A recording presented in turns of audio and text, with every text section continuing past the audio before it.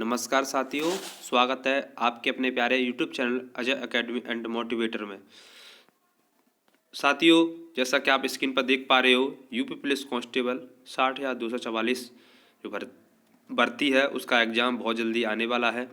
तो उसके लिए आपके लिए प्रीवियस ईयर के पेपर का सॉल्यूशन चल रहा है, जो कि हिंदी का है।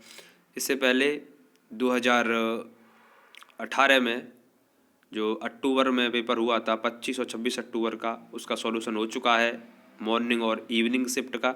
साथियों उसको देख लें। इसके बाद कल 18 जून 2018 का मॉर्निंग शिफ्ट का सॉल्यूशन हो चुका है और इस वीडियो में इवनिंग शिफ्ट का हम सॉल्यूशन करने वाले हैं हिंदी के पेपर का। इसके अलावा हम जीके का भी पेपर लाएंगे आपके सामने, देखेंगे कि किस तरह से क्वेश्चंस पूछे जाते हैं। उसी की आपको प्रैक्टिस करनी है, क्योंकि पढ़ने को बहुत कुछ है। तो आपको ये ध्यान रखना है, नेगेटिव मार्किंग भी है 1/4। तो आपको वही सेलेक्टेड टॉपिक पढ़ने हैं जहाँ से क्वेश्चंस हर बार पूछे जाते हैं। और ज़्यादा तुम पढ़ोगे तो प्रैक्टिस नहीं हो पाएगी, पेपर नहीं देख पाओगे, तो फिर दिक्कत खड़ी हो जाएगी आपके सामने।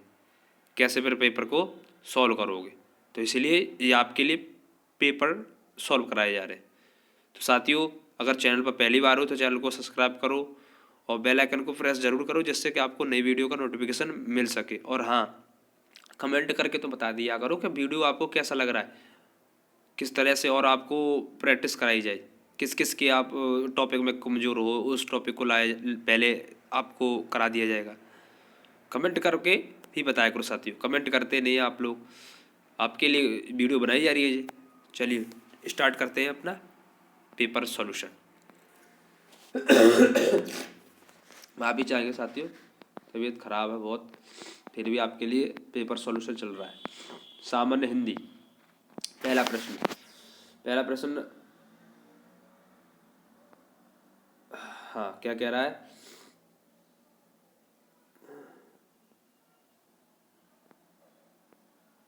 अब देखो, बहुत दिनों बाद दिखना का सही अर्थ क्या है? ऑप्शन ए, कोसों दूर हो जाना। बी, गुदड़ी का लाल हो जाना। सी, ईद का चांद हो जाना। और डी, अब तब होना।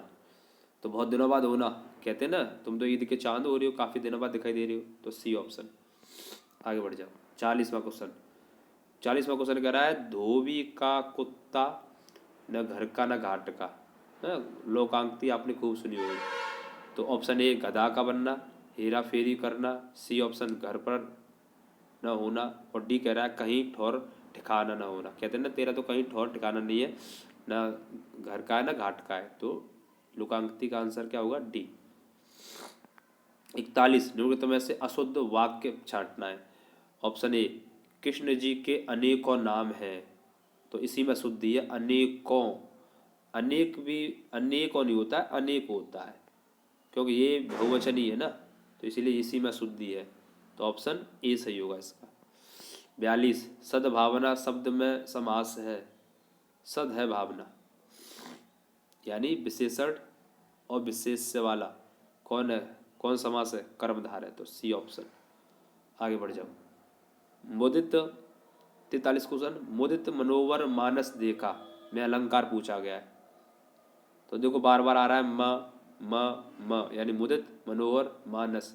तो जहाँ वर्णों की बार बार आवृत्ति होती है उसे कहते हैं अनुप्रास अलंकार। आगे, वीर रस का स्थायी भाव। और देखो साथियों, इससे पहले भी शिफ्ट में ही पूछ लिया था वीर रस का स्थायी भाव, तो बहुत क्वेश्चन रिपीट भी हो जाते हैं। तो वीर रस का स्थायी भाव क्या होता है? जब कोई चीज़ वीर रस सुनते हैं तो क्या आता है मन में? उत्साह। ठीक है, तो उत्साह डी ऑप्शन। क्रोध रुद्र का है और करुणा शोक का है। आगे अगला क्वेश्चन कह रहा है, दामिनी दमक रही घन माही खल कई प्रत्य जथा तिर नाही। तो इसमें पूछ रहा कौन सा छंद है जी? तो इसमें कौन सा है? चौपाई है जी, जिसमें 16 मात्राएं होती है। गिन लेना आप, देख लेना एक बार पढ़ के, आपको याद है। ये सभी क्वेश्चन आ सकता है कि चौपाई में कितनी कितनी मात्राएं होती हैं? 16 मात्राएं। तो 16 मात्राएं इसमें होगी, देख लेना आप। और दोहा, इससे पहले बार पूछा गया। दोहा जो होता है, इसके पहले और तीसरे चरण में 13 मात्राएं होती हैं और सोरठा का उल्टा होता है। ठीक है, ये रहा सोरठा, इसका उल्टा होता है। बढ़ जाओ आगे। क्वेश्चन नंबर 46, निम्नलिखित में से भाववाचक का उदाहरण बताओ। तो जिसमें भाव की प्रधानता उसे भाववाचक कहते हैं। ऑप्शन ए पढ़ो, अब चला जाए, तो इसमें ऐसा कुछ नहीं है भाव। रवि आम चूसता है, ऐसा भी नहीं इसमें। मोहिनी पत्र लिखती है, तो इसमें भाव आ रहा है, कुछ भाव नहीं। हाँ डी, शीला से खाया नहीं जाता, तो भाव है। मुझे से उठा नहीं जाता, राम से मतलब रमेश से टहला नहीं जाता, तो वहाँ पर भाव प्रकट हो रहे हैं, तो डी ऑप्शन। आगे, नेताजी ने कहा तुम मुझे खून दो मैं तुम्हें आज़ादी दूंगा, मैं तुम्हें आज़ादी दूंगा। तो इसमें कह रहा है कि कौन से चिन्ह का प्रयोग किया जाएगा। तो जहाँ महापुरुषों के कथन की बात आए, स्टेटमेंट की बात आए, वहाँ पर उद्धरण चिन्ह लगाते हैं या अवतरण चिन्ह, ऑप्शन सी। ठीक है, जैसे भगत सिंह ने कहा इंकलाब जिंदाबाद, समझ रहे हो। मंगल पांडे ने कहा मारो फिरंगियों को। ठीक है, तो ये नारे हैं जिनको अव अव उद्धरण चिन्ह या अवतरण चिन्ह में रखा जाता है। और बाकी पूर्ण विराम डंडा, जहाँ पूरी बात खत्म हो जाती है उससे बोलते हैं पूर्ण विराम। अल्पविराम जहाँ कम समय के लिए रुका जाता है, कॉमा लगाते हैं। और प्रश्नवाचक जहाँ क्वेश्चन पूछा जाता है। आगे 48, वह काम नहीं करता वाक्य में अव्यय है, तो बताओ अव्यय क्या होगा। अव्यय किसे कहते हैं, जो संज्ञा, सर्वनाम, लिंग, वचन आदि के आधार पर कोई परिवर्तन नहीं होता, उसे अव्यय कहते हैं। इन्हें कोई अव्ययकारी शब्द भी बोलते हैं। तो देखो वह, तो कौन सा है इनमें चारों में ऑप्शन में, वह, तो वह क्या है, ये तो सर्वनाम है। काम नहीं है, करता नहीं है, तो क्या है, नहीं। नहीं क्या है, अव्यय है, अलग से छट जाता है अलग से। अब क्वेश्चन अगला, निम्नलिखित में से कौन सा शब्द रे की मात्रा का उपयोग कर के बनाया गया है। बताओ, ऐसे ऐसे सरल सवाल आते हैं। री की मात्रा से कौन सा बना है, बताओ। क्या क्रिया, क्या वर्षा, क्या रिपु, क्या वृष्टि। तो साफ साफ है ऑप्शन डी, वृष्टि को बनाया गया है। आगे बढ़ जाओ। क्वेश्चन 50, ये क्वेश्चन भी रिपीट हुआ, दो क्वेश्चन रिपीट हुए एक ही शिफ्ट में। 18 जून के में सुबह और शाम वाली में दो, एक तो अभी जो दिखाया था वो, और एक जी स का उच्चार स्थान कहाँ से होता है। तो स का उच्चार स्थान बताओ, तालु से होता है। चलिए, क्योंकि तुम्हें से र व्यंजन नहीं है, र व्यंजन नहीं है, किस में नहीं है, ऑप्शन देखो, र किस में नहीं आता है। तो देखो मात्रा इसमें है, हाँ है, क्योंकि त्र से त्रिशूल किससे बनता है, आधा त, और र से बनता है। मूर्धा में र उड़ रहा है, क्रम में र है, मातृभूमि में नहीं है, इसमें री से ऋषि है। तो डी ऑप्शन कह रहा है कि रे व्यंजन नहीं है, तो डी ऑप्शन। आगे, संज्ञा का वेद नहीं है, बताओ ऐसे सरल सरल सवाल। तो 5 वेद होते हैं, इसके सब पता है। व्यक्तिवाचक, जातिवाचक, भाववाचक, निजवाचक नहीं है, क्योंकि ये क्या है, सर्वनाम। आगे बढ़ जाओ 53 वाला, क्योंकि में से कौन सा शब्द पुल्लिंग है। पुल्लिंग स्त्रीलिंग आपको बताया, होता होती से निकाल लो। तो देखो वचन होता है, हाँ, तो पुल्लिंग यही है। बाकी चेक कर लो, हानि होती है, प्यास बुझती है, बचत होती है, तो देखो लो इसमें पुल्लिंग वो स्त्रीलिंग आ रहा है, और वचन होता है। चलिए, हमने वचन ले लिया कि हमें वर्दी लेनी है, तो ये ऑप्शन। 54 क्या कह रहा है, सदा ही बहुवचन में प्रयोग होने वाले शब्द बताओ, जो सदा बहुवचन में होते हैं।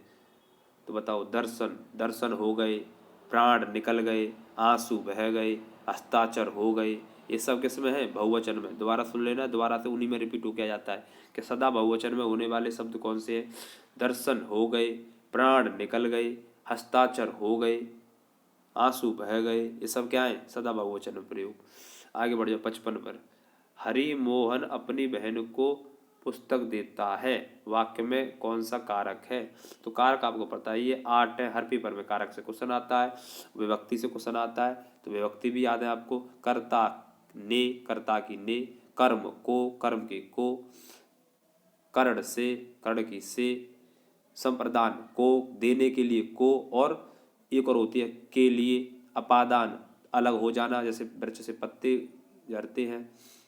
और उसके बाद वो भी आता है संबंध, संबंध वाले में का, की, के, रा, री, रे आता है। अधिकार वाले में विभक्ति आती है मैं, पर, और संबोध वाले में अरे, अरे, छी, छी, ऐसे करके आती है। रिवीजन भी करवा रहा हूँ साथ ही साथ ही, तो सुनते चलो, पूरा पक्का कह रहा हूँ कि आप अगर आपने हिंदी पूरी कंप्लीट कर ली तब भी प्रैक्टिस हो जाएगी, बिल्कुल भी नहीं की हिंदी तब भी आपका हो जाएगा। मैं अब टॉपिक बाई टॉपिक भी लाऊंगा अब। कल से, अभी पेपर देख लो आप। तो यहाँ क्या कहा है, हरि मोहन अपनी बहन को पुस्तक देता है। तो पुस्तक दे रहा है ना, तो देने का भाव है, वापस तो नहीं करेगा। बी संप्रदान हो गया। आगे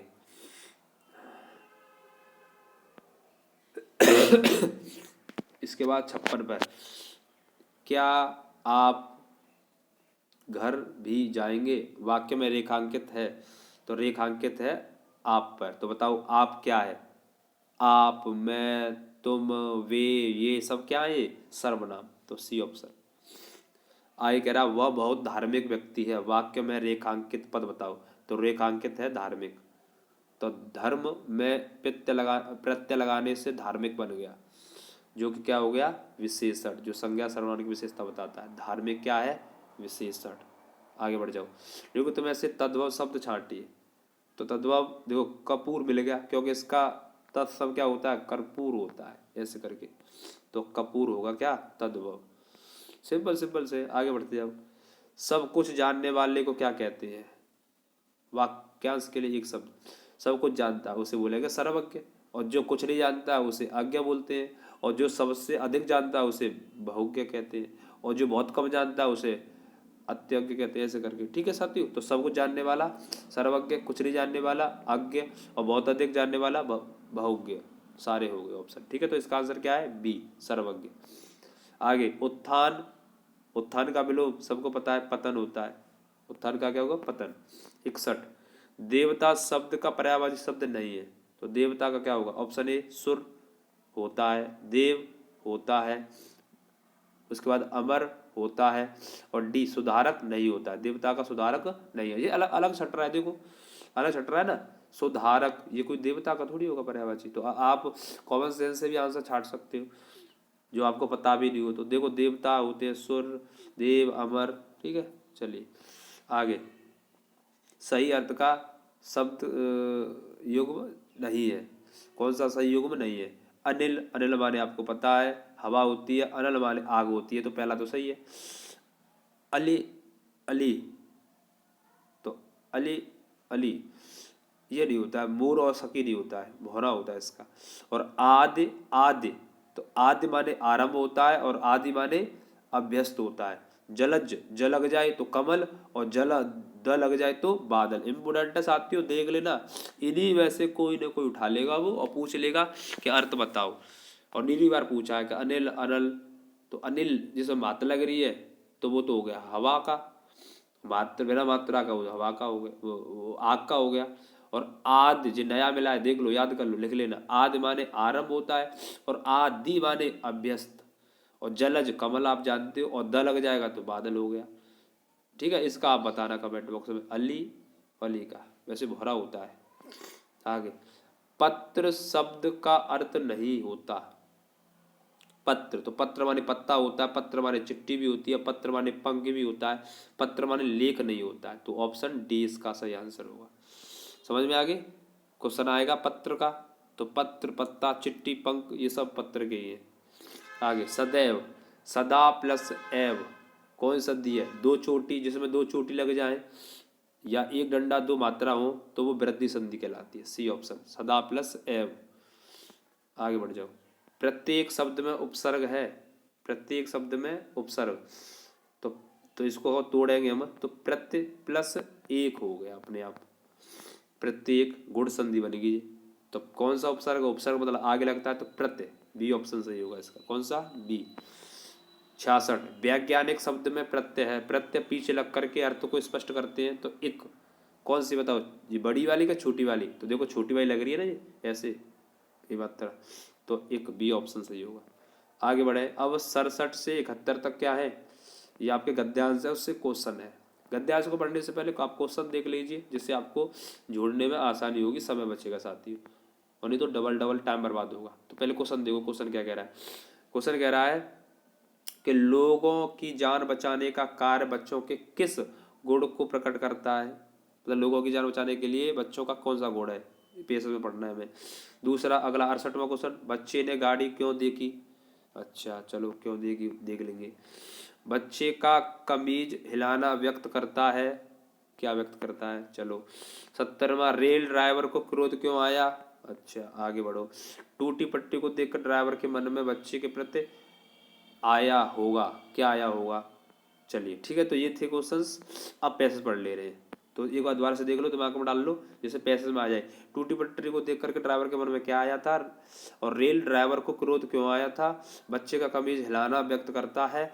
बच्चे ने घड़ी क्यों देखी, और लोगों की जान बचाने का कार्य बच्चे के किस कौन सा गुण प्रकट करता है। अब पढ़ दो, वही वही आंसर बन जाएंगे दिमाग में, ध्यान रखना साथियों। चलिए ये कह रहा है सर्दियों के दिन थे। एक बालक सुबह के समय अकेला स्कूल जा रहा था। रास्ते में एक स्टेशन था। वह रेल की पटरियों के पास से गुजर रहा था कि अचानक उसकी नज़र रेल की पटरी पर पड़ गई और वह उखड़ी हुई थी। बालक ने घड़ी देखी। ध्यान रखना, बालक ने क्या देखा, घड़ी। ऐसा भी क्वेश्चन है, बालक ने क्या देखा, तो बालक ने क्या देखा, घड़ी देखी। गाड़ी आने वाली थी। उसने सोचा कि अगर गाड़ी इस पटरी पर से गुजरेगी तो उसका भयंकर परिणाम हो सकता है। फिर आगे, अभी वह इससे आगे सोच भी न पाया था कि गाड़ी की सीटी सुनाई दी। बस फिर क्या था, बालक के सामने एक ही लक्ष्य था, मुसाफिरों की जान बचाना। आगे, देखते देखते इंजन दिखाई देने लगा। बालक कूद कर दौड़ पटरियों के बीच खड़ा होकर अपनी कमीज, ध्यान रखना उसने क्वेश्चन में कहा था कि क्या हिला रहा था बच्चा, तो दोनों पटरियों के बीच खड़ा होकर के अपनी कमीज हिलाने लगा।